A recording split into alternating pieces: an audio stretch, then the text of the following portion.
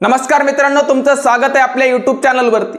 तुम्ही सध्या पाहत असाल की महाराष्ट्रामध्ये राज्य सरकार आणि MPSC आयोग कशा प्रकारे मुलांचा सत्यानाश करते, मुलांचं कशा प्रकारे वाटोळ करते। कारण सध्या MPSC आयोगाने ग्रुप बी ची जाहिरात काढली आणि ती जवळपास 282 पदाची आहे आणि त्या ग्रुप बी च्या जाहिरातीमध्ये ओपन साठी एकही जागा नाहीये। म्हणजे याचा अर्थ ओपन मध्ये येणाऱ्या मुलांनी या जाहिरातीच्या द्वारे फॉर्म भरावा का, हा महत्त्वाचा प्रश्न उपस्थित होतोय। पण आता महाराष्ट्रामध्ये प्रत्येक क्लासवाले म्हणताय की या ठिकाणी ओपनचा जागा ऍड होणार आहेत। कदाचित भविष्यात त्या जागा ऍड नाही झाल्या, मग या ओपनच्या मुलांनी नेमका फॉर्म भरायचा कशासाठी? जर ओपन साठी जागाच नसतील मग MPSC आयोगाने ओपनच्या जागा उपलब्ध का केल्या नाही, हा महत्त्वाचा प्रश्न। राज्य सरकारने मागणीपत्र पाठवलं नाही का? राज्य सरकारने जर मागणीपत्र पाठवलं नाही तर राज्य सरकार फुकटच्या गप्पा का मारते की आम्ही 1 लाख नोकर भरती करणार, 2 लाख नोकर भरती करणार? म्हणजे याचा अर्थ फुकटच्या या ठिकाणी बाता मारायच्या आणि लोकांच्या पदरात काहीच पडायचं नाही। म्हणजे या ठिकाणी विद्यार्थ्यांची अगोदरच निराशा चालू आहे आणि त्याच्यामध्येच राज्य सरकार या मुलांसाठी पदभरती काढणार नसेल आणि ओपनच्या मुलांना एकही जागा या जाहिरातीमध्ये देणार नसेल तर ही जाहिरात काढली कशासाठी? मग ओपनच्या मुलांनी काय करायचं? ओपनच्या मुलांनी फॉर्म भरायचा की नाही भरायचा? MPSC आयोग म्हणते की ओपनचा मुलगा फॉर्म भरू शकतं। अरे फॉर्म भरू शकतं तर सुरुवातीला त्यांच्यासाठी तुम्ही जागा उपलब्ध का करून दिल्या नाहीये? म्हणजे राज्य सरकार आणि MPSC आयोग दोघं मिळून या लेकरांचा जीव घेणार आहेत का? कारण अनेक विद्यार्थी आहेत कुठेतरी या पोटाला चिमटा देऊन पुणे, मुंबई, औरंगाबाद अशा प्रकारच्या शहरामध्ये MPSC चा क्लास करत आहेत। त्यांचे मायबाप काबाड कष्ट करत आहेत आणि त्यांना जर अशा प्रकारच्या जागा उपलब्ध तुम्ही करून देणार नसताल तर त्यांनी कोणती परीक्षा द्यायची? ग्रुप बी मध्ये जर जागा ऍड होणार नसतील आणि भविष्यात तुम्ही देणार असाल तर या लेकरांनी किती दिवस वाट पाहायची? मग सुरुवातीला तुम्ही जी तारीख दिली आहे, MPSC आयोगाने ग्रुप बी च्या जाहिरातीमध्ये जी तारीख दिली आहे ती तारीख सुद्धा वाढली पाहिजे। जोपर्यंत ओपनच्या जागा त्या जाहिरातीमध्ये ऍड होत नाहीत तोपर्यंत तुमची तारीख संपलीच नाही पाहिजे। म्हणजे याचा अर्थ असा आहे, ओपनच्या जागा त्या जाहिरातीमध्ये ऍड कराव्या, नंतरच या मुलांनी फॉर्म भरला तर चांगली गोष्ट आहे। कारण तुमच्यावर सध्या विश्वासच राहिला नाहीये। कारण तुम्ही फक्त या लोकांना भपाऱ्या मारतायत, फुकटच्या मोकार गप्पा मारतायत, पण या जाहिरातीमध्ये ऍड करण्यासाठी तुम्हाला वेळ नाही का? ग्रुप बी ची जी जाहिरात आहे त्या ग्रुप बी च्या जाहिरातीमध्ये ओपनच्या जागा ऍड झाल्या पाहिजेत आणि या विद्यार्थ्यांचा दोष नाहीये। विद्यार्थी आता सध्या संयमामध्ये आहे आणि त्या संयमाचा पाना फुटला नाही पाहिजे।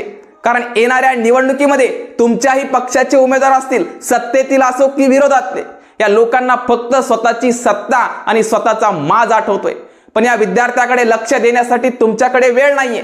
जाहिरातीमध्ये बघितलं तर 100, 200, 300 इथपर्यंतच तुमची जाहिरात आहे आणि इकडं लाखोच्या गप्पा मारता, लाखो भरती काढणार, 2 लाख भरती काढणार, नुसत्या गप्पा मारू नका। या जाहिरातीमध्ये ओपनच्या जागा सुद्धा ऍड झाल्या पाहिजे आणि MPSC मार्फत तयारी करणारे जे मुलं आहेत त्यांना कुठेतरी या निराशेतून बाहेर आणा।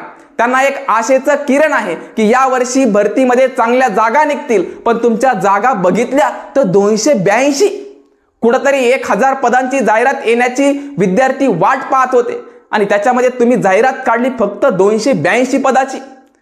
आणि या ठिकाणी मागणीपत्र PSI पदाचं असताना सुद्धा जर त्याच्यामध्ये समाविष्ट होत नसेल तर याची नेमकी चूक कोणाची धरायची? कारण सध्या विद्यार्थी संयमामध्ये आहेत आणि यांचा संयम तोडण्याचा प्रयत्न तुम्ही करू नका। कारण सध्या MPSC आयोगामार्फत या MPSC ग्रुप बी च्या जाहिरातीमध्ये ओपनच्या जागा तात्काळ लवकरात लवकर ऍड कराव्या हे प्रत्येक विद्यार्थ्याची मागणी आहे, जेणेकरून त्यांना सुद्धा ओपन मध्ये फॉर्म भरता येईल। फॉर्म भरता येईल पण त्याच्यासाठी सुरुवातीला तुम्ही त्या जागा ऍड कराव्या, नंतरच तुमची तारीख संपवावी। नाहीतर तुम्ही दिलेली तारीख संपवली आणि त्यानंतर जागा ऍड केल्या तर काही मुलांची निराशा होते।